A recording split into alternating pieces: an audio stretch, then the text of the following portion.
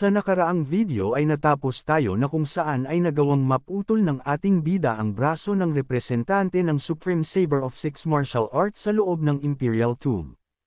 2 oras bago maganap ito, sa guest hall ng Soul King Juteon's Palace, ay sa isip ng Supreme Saber of Six Martial Arts Earth Blade Master na si Chu Song, na masyado na silang natagalan, dahil dapat ay tapos na ang mga ito ng 2 oras ng mas maaga ayon sa nakaplano, at mukhang ang plano ay hindi nagtagumpay. Matapos na magkaroon sila ng opisyal na paglabas sa Jiangho, ay ito na ang kanilang ikatlong beses na magpapadala ng madaming bilang ng expert martial artist sa isang misyon, at kahit na ang pinakamalakas na miyembro ng Supreme Saber of Six Martial Arts Sect na si Blood Blade Master ay naatasan na din na gawin ang misyon na ito, at mukhang ang expert martial artist sa Imperial Palace Guardian ay mukhang malakas din upang kailanganin na ipadala ito.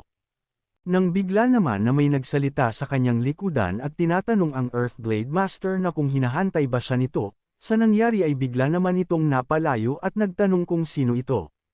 Sa isip niya na hindi nito naramdaman ang kanyang presensya, nang bigla naman na iniangat naman nito ang lagayan ng kanyang sandata, kaya naman ay sa isip ng Earthblade Master na ito ay ang lagayan ng espada ng Bloodblade Master. Kaya naman ay tinanong niya ito na kung siya ba talaga ang Bloodblade Master ay bakit nito tinatakpan ang kanyang muka. Sinagot naman siya nito na kung kailangan pa ba niyang patunayan ito sa kanya. Sa isip naman ng Earthblade Master na ang pagiging arogante nito at ang tono ay walang duda na siya nga ito, at sa tingin naman niya na kung kalaban ito ay pinaslang na siya nito kaagad kanina.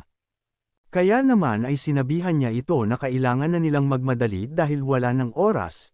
Ang Soul King ay kanina pa naghahantay, kaya naman ay agad nitong itinuro ang daan patungo sa kanilang pupuntahan. Sa kasalukuyan naman ay sa isip ng Earthblade Master na sigurado siya na boses ng Bloodblade Master ang narinig niya kanina, kaya naman ay napapatanong ito na kung bakit ngayon ay boses lalaki na ito. Kaya naman ay tinanong niya ang ating bida sa kanyang pagkakakilanlan, at kung ano naman ang ginawa nito sa tunay na Bloodblade Master. Sinagot naman siya ng ating bida na masyado na itong madami pang sinasabi, kaya naman ay agad niyang inatake ulit ito. Sa nangyari ay agad naman niyang dinepensahan ito gamit ang kanyang tungkod, ngunit nagulat naman siya dahil sa nagawa nito sa kanyang tungkod kahit nagawa ito sa cold steel. Dagdag pa ng Earthblade Master na ang isang ito ay mas malakas sa kanya, bukod pa doon ay hindi man lamang ito gumamit ng kakayahan, at winasiwas lamang nito ang kanyang sandata. Ngunit nalagpasan na nito ang kanyang lahat ng chi na inilagay sa pagdepensa. Kaya naman ay sinabi nito na kailangan niyang gamitin ang kanyang sariling lakas pabalik sa kanya, kaya naman ay agad din itong gumanti ng pag-atake. Sabi nito na ngayon na nagawa na niyang madepensahan ang atake ng ating bida ay hindi na ito makakagamit pa ng malakas na chi, nang bigla naman siyang tinitigan ni Yu-Wun, at bigla na lang na napatalsik sa ginawa nitong pag-atake. Sa lakas ay agad naman siyang sumalpok ng malakas sa pader ng silid. Sa lakas ng pagsalpok ay napasuka agad ito ng dugo, at agad na bumagsak sa sahig. Matapos ay napasabi siya na imposible ito, dahil sa gumamit siya ng kanyang chi sa ataking iyon, ngunit nagawa lamang niyang mapawalang bisa ito na parang walang nangyari. Dagdag pa nito na kahit ang kanyang tungkod ay nawasak din, at ang isang ito ay isang halimaw. Kaya naman ay hindi na ito magtataka pa kung paanong natalo ang Bloodblade Master sa kanya. Sabi nito na kung hindi niya magagawang mapaslang ang halimaw na ito ay ang kanilang dakilang plano ay masisira na, at hindi nito alam kung may magagawa ba sa kanya ang Demonic Blood Reversal Art, ngunit wala na siyang iba pa na pagpipilian kung hindi ang subukan. Matapos ay agad naman niyang sinubukan ito at nagbagong anyo. Sabi nito na nararamdaman niya ang kapangyarihan na sama-sama sa kanyang chi at ito ay tumataas ng mabilis, at gamit ang kapangyarihan na ito, ay makakaya na niyang paslangin ang kahit na sinong nandito sa silid. Nang bigla naman siyang hinawakan sa ulo ng ating bida, at binigyan ng malakas na electric shock, at sa nangyari ay napasigaw naman ito ng malakas sa tindi ng sakit na nararanasan niya. Hindi din nagtagal ay natapos na si Yu-Wun sa ginawa niya sa Earthblade Master, kaya naman ay sabi dito ng ating bida na pare-parehas ang mga ito ng ginagamit na teknik, kaya naman ay huwag siyang magalit dito ng gusto, dahil sa hindi lang talaga siya maswerte. Sa kabilang banda naman ay naglalaban ang isang eunuko at ang Southern Military General, Matapos na magdamo ng mga pinsala ng general, ay tinanong naman siya ng eunuko na kung ito lamang ba ang kaya niya, dahil sa nadidismaya ito. Sa isip naman niya na wala siyang sapat na lakas sa kanyang braso dahil sa natamo niyang pinsala sa demonic cult, ngunit sabi nito na kailangan niyang protektahan ang Sage King kahit anuman ang mangyari, ngunit nang napalingon naman siya dito, ay napasabi siya na mukhang siya na mismong general ay hindi magawang matulungan ito, at wala siyang mukhang may haharap sa kanyang Prinsipe Chen. Nang bigla naman itong nakatanggap ng atake mula sa eunuko sa kanyang katawan, kaya naman ay sinabi nito na ngayon ay nakuha pa nito na mawalan ng atensyon sa kanya.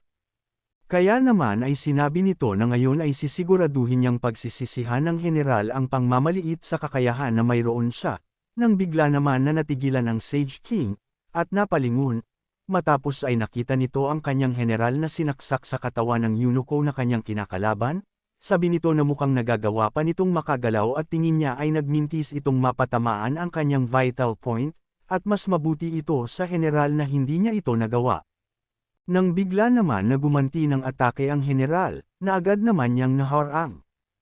Kaya naman ay sinabi nito na mukhang nadidismaya na ang general dahil sa hindi ito naging matagumpay at walang magbabago. Naiinis naman ang general sa mga sinasabi nito sa kanya, kaya naman ay buong lakas nitong itinulak ang kanyang sandata patungo sa ulo ng eunuko, na matagumpay naman na tumama at tumagos sa bungo nito. Nakita naman ito ng Eastern Depot Head at napasabi na lang na kapag hinayaan mo na ibaba ang iyong depensa sa digmaan ay ang ibig sabihin lamang nito ay kamatayan, at napalingon naman ito sa Earthmaster dahil sa gusto nitong malaman ang kalagayan nito. Ngunit nagulat siya dahil sa maging ito ay napaslang na din. Kaya naman ay naglabas ito ng mga karayom at sa isip niya ay wala na siyang iba pang mapagpipilian, at kailangan na niya napiliin ang kaguluhan bilang kanyang kalamangan upang magawang mapaslang ang Prinsipe Chen, kaya naman ay agad niyang ipinang-atake ito patungo sa Sage King. Agad naman na dumating dito si Heo Bong at sinangga ang mga atake na papalapit dito. Sabi nito na tingin ba niya ay makakalagpas siya sa kanya, nang bigla naman itong natigilan, dahil sa pagdaan sa kanya ng Eastern Depot Head at patungo ito sa Sage King upang paslangin. Ngunit bago pa nito magawang maatake ang Sage King, ay agad naman na dumikdik sa sahig ang kanyang muka. Matapos ay nagtataka naman ito at napapatanong kung ano naman itong biglaang true energy na kanyang nararamdaman, dahil sapat na ito para hindi siya makagalaw kahit pa na naabot na nito ang evolutionary realm, bigla naman itong napalingon sa ating bida, at sinabihan naman siya nito na lumuhod. Kung umabot ka na sa parte ng video na ito ay maaari lamang na i-click ang like at super thanks sa baba bilang pag-suporta. Maraming salamat. Maging ang iba pang mga eunuko ay napapatanong na din sa nangyayari dahil sa maging sila ay hindi magawang makagalaw. Nagtanong naman ang isang kasama ng martial artist na mula sa Merem Alliance na kung ano ang nangyayari ngayon. Sinagot naman siya nito na manood na lamang sila, dahil ang taong ito ay mas nakakatakot pa kaysa sa 5 great martial artist. Nagulat naman ito sa sinabi sa kanya dahil sa ang ibig lamang sabihin nito ay kasing lakas niya ang taong ito. Sa isip naman ng master na hindi man itong direktang nakatama sa kanila ngunit nararamdaman pa din ang nakakatakot na true energy na nagmumula sa ating bida, at hindi nito alam na posible pala na makontrol ang true energy ng gaya ng ginagawa ni Yuun. Dagdag pa nito na paanong ang isang ito na halos nasa edad lamang na 20, ay nagtataglay ng nakakatakot na lakas. Nang napansin naman ng Eastern Depot na tanging sila lamang ang nagagawang mapahinto ng true energy, dagdag pa nito, nakuha naman niya kung bakit ang kungtong sect ay hindi inaatake ngunit bakit ang embroidered uniform guard ay hindi din, at mukhang ang mga ito ay nagtatrabaho sa ating bida. Bukod pa doon ay hindi ito nagbigay ng pansin sa isang kalbo na humarap sa kanya kanina dahil sa ang atensyon niya ay nasa Sage King, ngunit sigurado siya na gumagamit ito ng Flame Chi.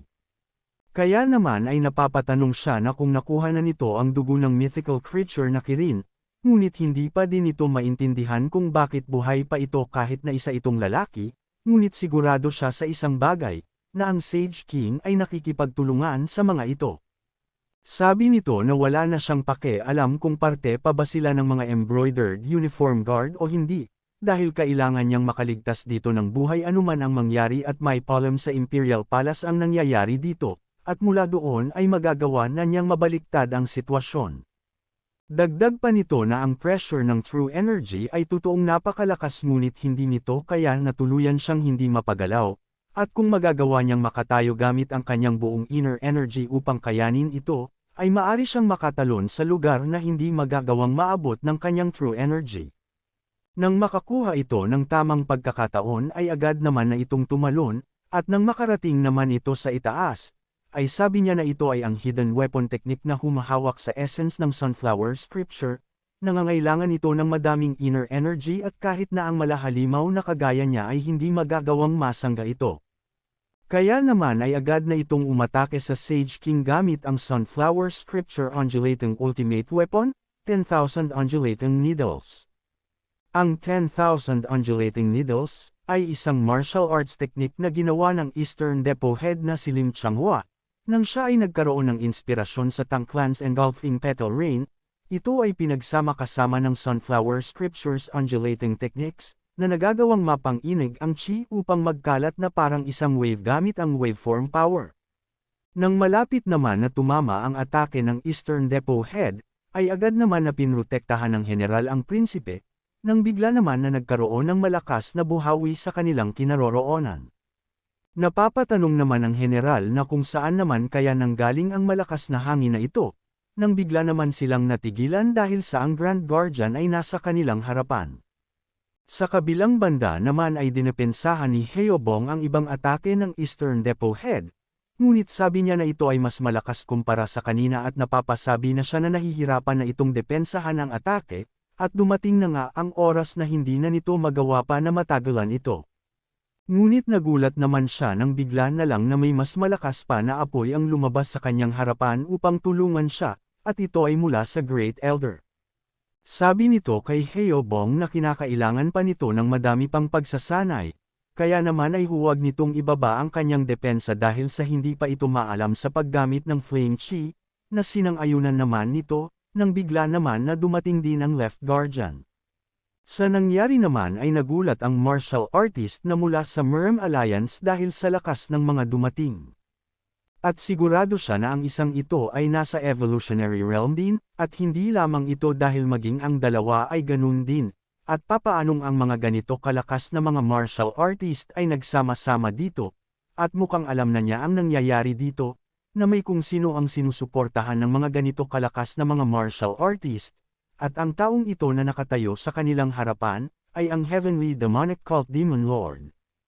Matapos naman na umatake ang Eastern Depot head ay napasabi siya na imposible ito, at sa papaanong nagawa ng ating bida na magawa ito nang hindi binibitawan ang true energy nito.